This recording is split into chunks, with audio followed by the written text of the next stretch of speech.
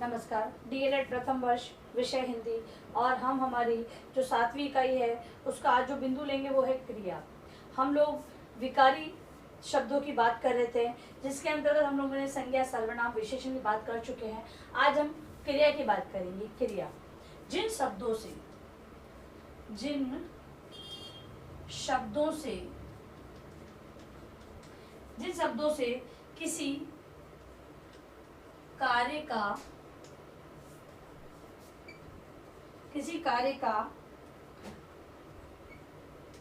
किसी कार्य को करने या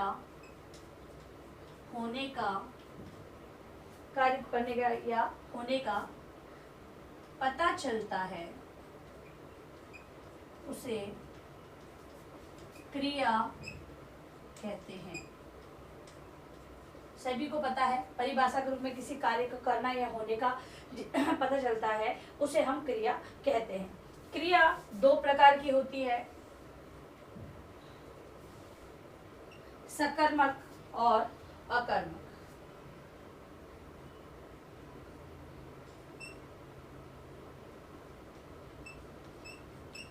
अकर्मक और सकर्मक दो क्रियाओं के बारे में हम लोग चर्चा करेंगे। अकर्मक क्रिया का वह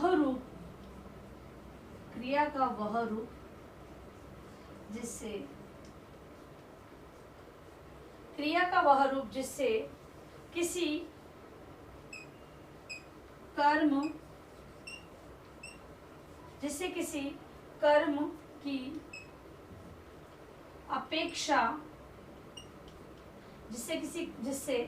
कर्म की अपेक्षा न हो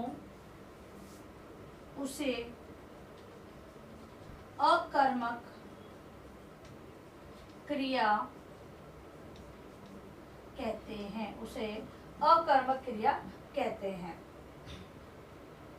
अकर्मक क्रिया जैसे कि बालक दौड़ रहा है।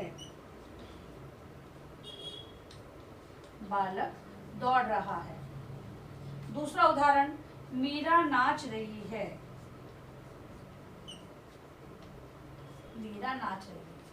अब इसमें किसी की अपेक्षा नहीं की जा रही है लेकिन कर्म तो हो रहा है। ऐसे कर्म को अकर्मक क्रिया कहते हैं। अब है जिस क्रिया का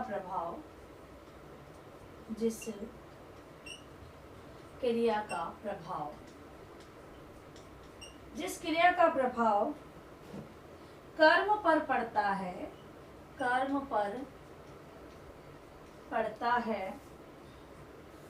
है उसे सकर्मक क्रिया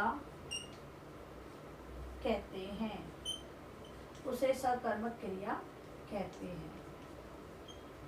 उदाहरण के रूप में राहुल खाना खा रहा है।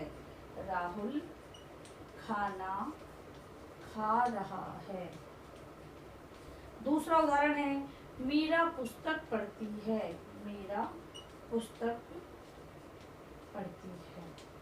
तो यहाँ पर खाने पे और पुस्तक पर दोनों पर कर्म का प्रभाव हो रहा है, इसीलिए यहाँ पर सकर्मक क्रिया है।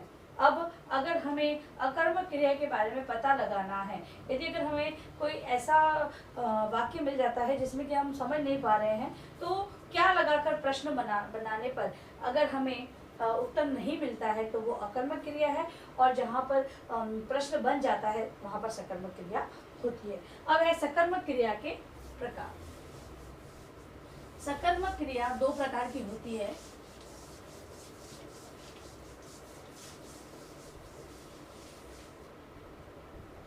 सकर्मक क्रिया दो प्रकार की होती है। पहला है एक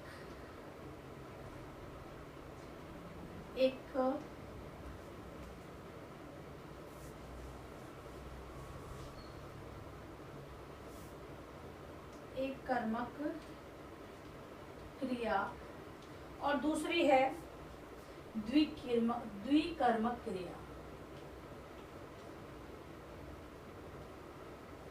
सकर्मक क्रिया दो प्रकार की, एक कर्मक क्रिया और द्विकर्मक। एक कर्मक में एक कर्म की प्रधानता होती है और द्विकर्मक में दो कर्म को प्रधानता दी जाती है। जैसे कि जिस क्रिया में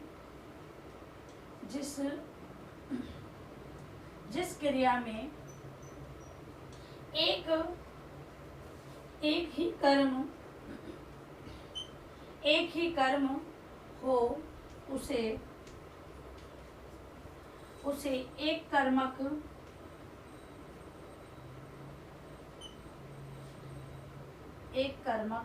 क्रिया कहते हैं। और जैसे उदाहरण है, राम आम खाता है। द्विकर्मक के अंतर्गत दो कर्मों के प्रधान थे। जिस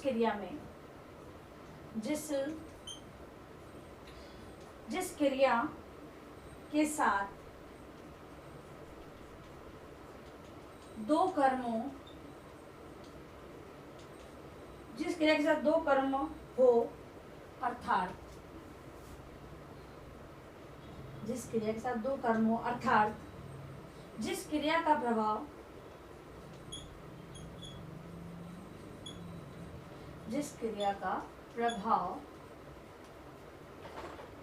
क्रिया का प्रभाव दो कर्मों पर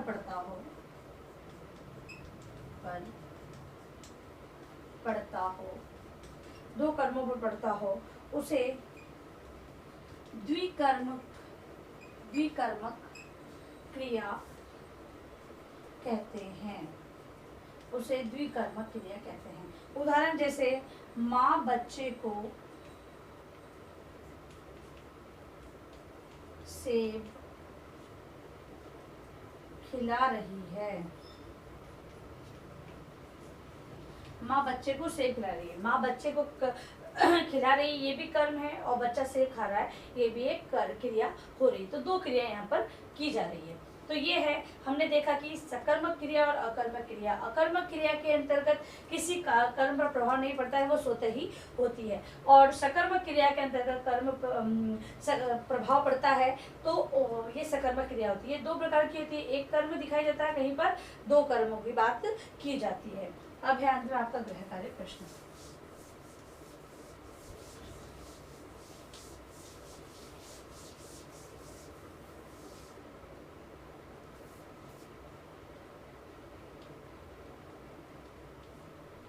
क्रिया किसे कहते हैं? ये कितने प्रकार की होती है?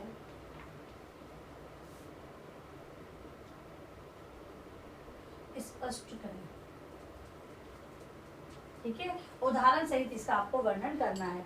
और अंत में आप लोगों से निवेदन है कि इस महामारी के दौर में कम से कम ये आवश्यक कार्य होने पर घर से बाहर जाते हैं तो 3 बातों का विशेष ध्यान रखें। मास्क लगाएं, सोशल डिस्टेंस का पालन करें, और इधर उधर किसी चीज को अगर छुआ है आपने तो हाथों को बार बार सैनिटाइज करते रहे। सुरक्षित रहे, सभी का ध्यान रखें। धन्यवाद।